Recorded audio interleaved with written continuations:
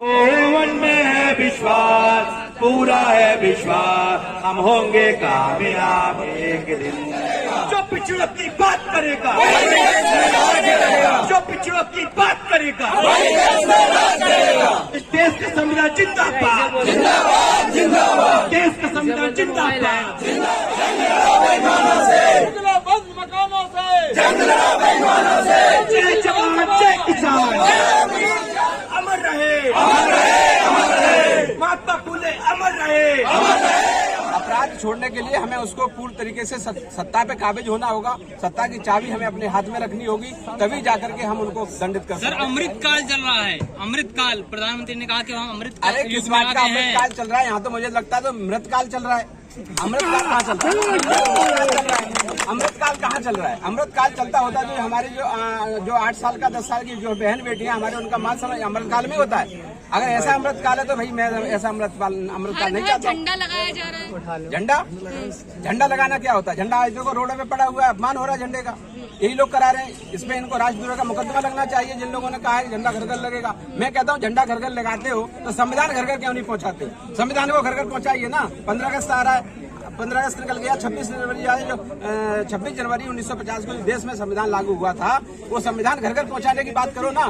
मैं तैयार हूँ, क्यों नहीं करते? संविधान को दबाना चाहते हो, झंडे के नाम पर गुमराह करके जनता, SC ST OBC के लोगों को आप लोग कब तक गुमराह करेंगे? चोर की चोरी एक दिन पकड़ी जाएगी और वो चोर बुरी तरह से मार खाएगा हमारे लोगों के हाथ। सर, इसी अमृत काल के बाद राम राज्य आएगा, राम राज्य में हम प्रवेश करते हैं। आप किस बात की कर रहे हैं राम राज्य?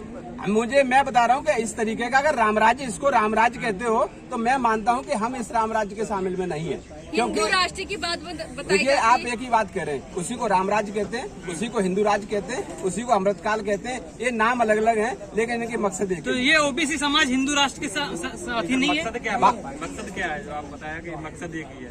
मकसद इनका यह है कि SC ST OBC के हक और अधिकारों को दबाना, इनकी बहन बेटियों की इज्जत लूटना सरासर है, हो रहा है। ऐसे थोड़ी हो रहा है, ये हजारों साल से ही हो रहा है। अगर हजारों साल से नहीं होता तो भगवान बुद्ध क्यों आते हैं हमारे देश में? महात्मा बाबा साहब डॉक्टर भीमराव अम्बेडकर क्यों आते? भगवान बुद्ध क्यों आते? महात्मा ज्योतिराव फुले क्यों आते? सावित्रीबाई फुले को क्यों आना पड़ता संघर्ष करने के लिए? अगर इस तरीके की विचारधारा पहले से नहीं होती। ये OBC समाज राम राज्य के पक्ष में है या बिल्कुल नहीं।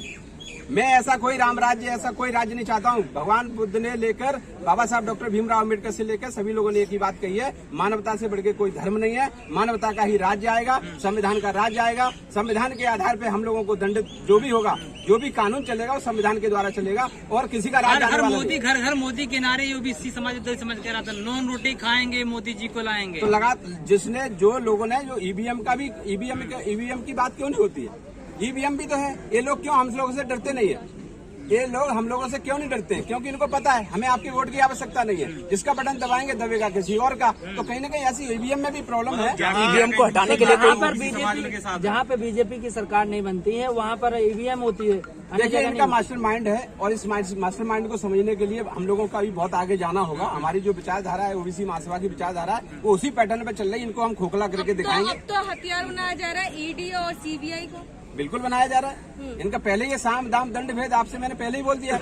इनकी राजनीति है, जो आदमी पैसे से खरीदा जा सकता है पैसे से खरीद लो, जिसको डराया जाता है उसको डरा दीजिए, जिसको और भी कोई रास्ता है उसे फर्जी मुकदमा करिए। तो यही तो है हम लोगों को डराने के हथियार, ये आज चालू है। तो विधायक बिकते क्यों है फिर? देखिए, ऐसा है ना, जो बिकने वाली चीज होती है बिक जाती है, क्या सब थोड़े बिक जाते हैं? आज OBC महासभा को खरीद कर दिखाए कोई, किसी की माई के लाल में ताकत है जो OBC महासभा के एक कार्यकर्ता को? सर शुरू कर, चलिए। सर, आज जो यहाँ पे कार्यक्रम रखा गया है, इसका मेन उद्देश्य क्या है? मेन उद्देश्य हमारा जो हमारे SC ST लोगों के ऊपर जो अपराध किया जा रहा है, वो भाई जातिवादी लोग हैं, जो हमारे समाज की बहन बेटियों का कोई मान सम्मान नहीं, उनका जगह जगह रेप, जगह जगह हत्या हो रही है। उसको लेकर हमारे SC ST OBC समाज में आक्रोश था। इसलिए आज हम सब लोग जंतर मंतर पर आए, पूरे देश से लोग आए। सभी लोगों का धन्यवाद भी दे रहा हूं।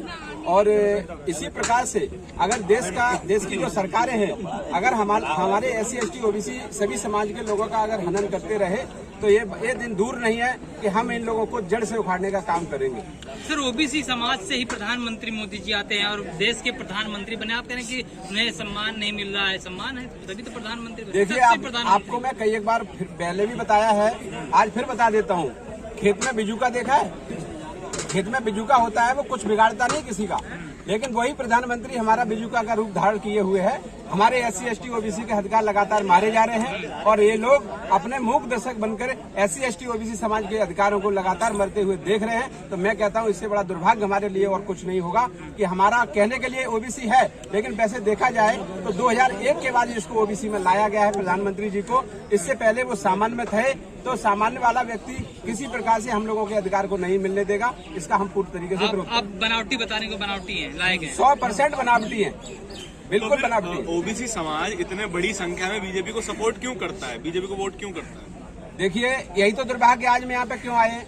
अगर हमारा समाज इस तरीके से भ्रमित नहीं होता तो आज मुझे जंतर मंतर पर आने की आवश्यकता नहीं पड़ती। यही कारण है कि हम लोगों के हमारे लोगों को कहीं न कहीं गुमराह किया है, कहीं धर्म के नाम पे गुमराह किया है, कहीं किसी पैसे देखे जो साम दाम दंड भेद की राजनीति है, ये लोग हम लोगों के ऊपर पूरा यूज करते हैं। हम लोग कहीं न कहीं फंसे हुए हैं इसलिए, लेकिन ऐसा जरूरी नहीं है कि हम लोग अब आंदोलन नहीं कर रहे हैं, लगातार आंदोलन चल रहे हैं। और मानवर कांसीराम साहब के जो पैटर्न पे हम लोग चलने शुरू किया है, घर घर जाकर के हम अपने लोगों को जगाएंगे, घर घर जाकर के हम अपने लोगों को संगठित करेंगे और आने वाले समय में हम इनको जवाब देंगे। 24 में किसको विकल्प देखते हैं?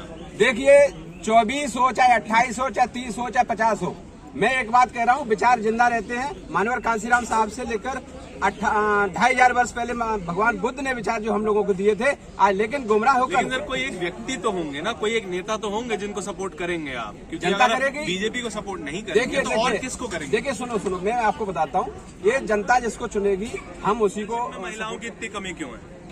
देखिए ऐसा है, हमारी महिलाओं में लीडरशिप की कमी नहीं है, लेकिन तो महिला क्यों नहीं रही है? अगर लीडरशिप की कमी नहीं है तो हम आई तो थी, काफी महिलाएं आई थी। आप लोगों को मीडिया वालों को नहीं दिखती तो मैं क्या करूँ? 4 महिलाओं के भाषण हुए हैं यहाँ पे। आपके देखिए ऐसा है, 4 महिलाओं के भाषण और 40 पुरुषों के भाषण में फर्क है सर, 10 गुना का फर्क है। देखिए ऐसा है, सुनो आपको मैं क्लियर बताता हूँ, महिलाएं हमारी पूरी तरीके से निकल रही हैं और अभी 4 महिलाएं तो क्या हुआ, 4 महिलाएं की 40 महिलाएं होंगी। आने वाले समय हम मेहनत किस लिए कर रहे हैं? हम लगे हैं, घर घर जा रहे हैं, बहनों को समझा रहे हैं, अपनी माताओं को समझा रहे हैं, बिल्कुल बराबर हम लोग लगे हुए हैं। और आपको कुछ समय लगेगा, ज्यादा समय नहीं लगेगा। ओबीसी महासभा का महिला विंग भी तैयार हो रहा है? बिल्कुल है, हो गया है, रेडी है, बिल्कुल कंप्लीट। आपको मौका नहीं जब विंग तैयार है तो आप इतना स्ट्रॉन्ग बता रहे हैं। हत्याकांड उन्होंने सॉल्व कराया, वो ओबीसी की महिला है। नहीं मैं उनको कंसिडर करके ही उन 4 को बता रहा हूँ, उनको कंसिडर करके ही वो 4 बता रहा हूँ। उनको कंसिडर करने के बाद 4 हैं तो उनके नेतृत्व में हम लोग कर रहे हैं काम। हाँ। कोई जरूरी नहीं है, ऐसी महिलाएं हमारी और भी निकल के आ रही हैं, आगे काम चलते रहेंगे। आप कहते हैं जिसकी जितनी संख्या भारी उसकी उतनी हिस्सेदारी। महिलाओं की संख्या देश में 49% है, तो क्या संगठन के पोस्ट बेरर पदों पर 49% महिलाओं का प्रेजेंस है?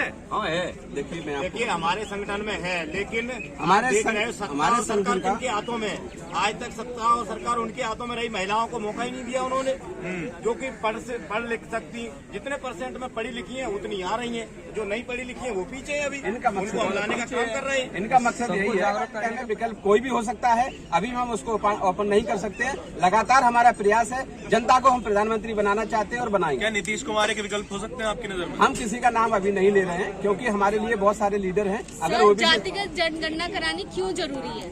जातिगत जनगणना कराना इसलिए जरूरी है कि एक जाति का पूरे देश में पूरी तरीके से जो कब्जा है, जबकि उनकी जो जनसंख्या